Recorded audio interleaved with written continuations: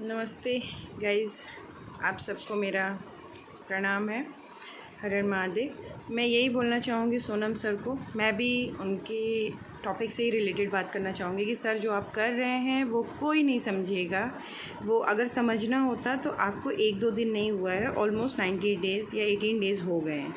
So please आप वहाँ से उठ जाएं। मेरा भी यही रिक्वेस्ट है आपसे हाथ जोड़ के, बिकॉज़ ये लोगों को अगर समझना होता तो आप 1-2 दिन तो वहाँ बैठे नहीं हैं।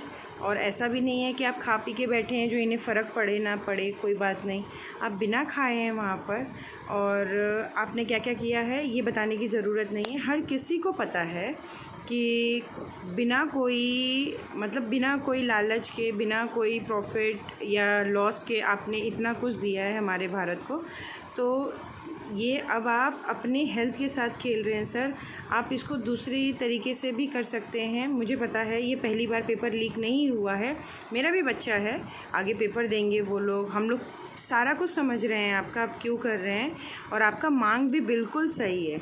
लेकिन सर मैं बस यही बोलूँगी कि तरीका गलत है। आप अपने आप को नुकसान पहुंचा रहे हैं जिससे किसी को कोई फ़र्क नहीं पड़ रहा। मैंने आज तक फेस का वीडियो नहीं बनाया था, बट मैं आज आपके लिए बना रही हूँ क्योंकि मुझे बहुत फ़ील हो रहा था।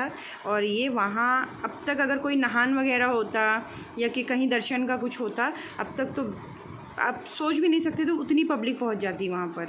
लेकिन अभी कुछ है ऐसा जो कि ये पढ़ाई से रिलेटेड है, और हर किसी को पता है कि इंडिया के लिए पढ़ाई कितनी ज़रूरी है, एजुकेशन कितना ज़रूरी है हर किसी के लिए आगे बढ़ने के लिए। हर कोई सरकारी नौकरी पाना चाहता है, लेकिन मेहनत किसी ने नहीं करना।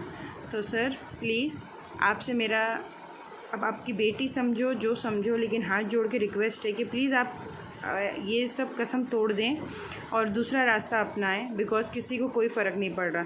पढ़ना होता सर तो 1-2 दिन में ही कोई ना कोई रिज़ल्ट आ जाता। वो भी आप ऐसे जगह बैठे हुए हैं, जंतर मंतर, जो हमारे संविधान का कितना बड़ा जगह है, वहाँ से सांसद है कितना दूर। लेकिन सर मैं यही बोलूँगी कि विधानसभा के पास आप ऐसा कुछ कर रहे हैं, लेकिन फिर भी किसी को कोई फ़र्क नहीं पड़ रहा है। तो प्लीज़ सर आप अपने आप को ऐसे जाने ना दें और इन लोगों से ये उम्मीद ना रखें। आप प्रोटेस्ट करें, आप इनके अगेंस्ट जाएं।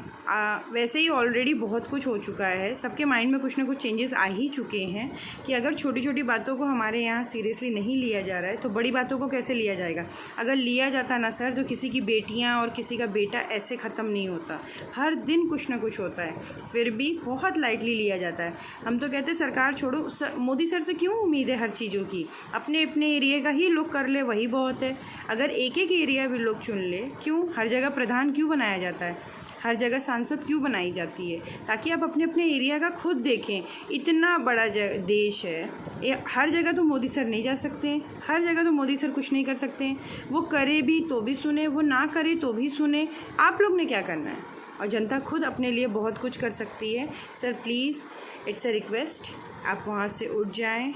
और सर जी मैं बहुत बड़ी तो नहीं हूँ, बहुत छोटी हूँ ये सब बोलने के लिए। हालांकि आप बहुत ही अच्छा काम किए विदाउट एनी सेक, जो कि हर इंसान आज के डेट में लालच के बिना तो कुछ नहीं करता। अगर उसको लालच होती है तो ही कुछ करता है, वरना नहीं। और किसी चीज़ से उसको फ़ायदा होने वाला होता है। आपने तो बिना ही किसी चीज़ के फ़ायदा के या बिना ही किसी चीज़ की उम्मीद के आपने ये कदम उठाया है।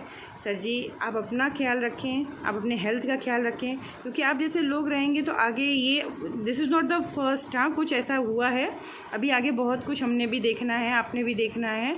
और अगर इंसान इतना ही समझदार होता ना सर तो हर गली में हर दिन कोई मरता नहीं बिना वजह के, हर गली में कहीं गोली नहीं चलती। तो सर जी प्लीज़ समझें, it's a request. Thank you so much.